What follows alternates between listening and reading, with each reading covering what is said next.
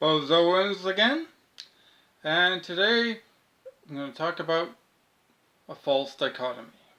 I'm going to do it with what was one of my most early influences on my thinking,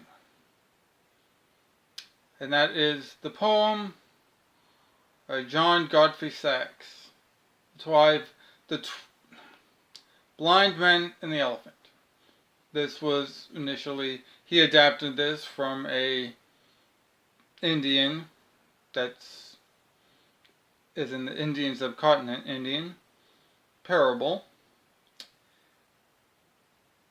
The premise of the poem is 6 blind men are all groping around an elephant. One gets a tusk, one gets a trunk, one gets an ear, one gets a leg, one gets a tail, and one feels up the belly. Each of them feels something different. Now, at the end, all of the blind men start arguing about what an elephant is. Well, they all stammer off mad, insisting that they were right and that all the other 5 were all idiots. Well, what some people conclude from this is that because of this, we are all idiots. None of us know an absolute truth or a real truth. And so the only real truth is that none of us know anything. That real truth is not ascertainable. So they set up the false dichotomy of everybody is equally a tiny bit right and a huge bit wrong.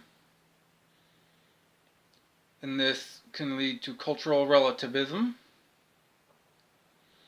And the other option is everybody is intolerant of each other's opinions. And may the person with not the best opinion, but the strongest person, may their opinion prevail. Alright, that's a false dichotomy. There's another option, and this was very influential of my early thinking, which is if those blind men got together and blind man A said, "Hey, blind man B, let me go the spot where you were and see if, and you go where blind man C was," and so on and so forth down the line, repeated, try to duplicate their experiences. This is what science is based on, is being able to duplicate. If you can't duplicate an experiment, it's not science. So, the duplication, if they were all just switched and went and tried to where another one was, and if they felt the same thing, then they would know that, hey, an elephant has these different components. And then they could have talked. After a few more tries, they would have gotten a pattern. That the tail, the thing that feels like a rope, is in the back.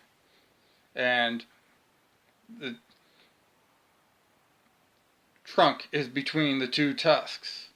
And there's 4 legs. 4 things that feel like tree trunks. And the ears. They could have then diagrammed this if they had actually talked together instead of just accepting. So accepting that everybody's ignorant means you're going to stay as ignorant. Just as ignorant as if you think you have all the answers. Both of those extremes keep you in ignorance. The middle ground, where you actually will not stay in ignorance, is if you actually compare information and then try to replicate each other's observations.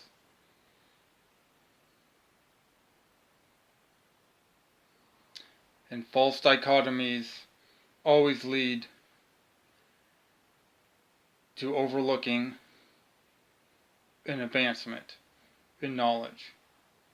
False dichotomies are my opinion versus the straw man I make, which of course is always wrong and always evil. Those why false dichotomies are so unproductive, counterproductive.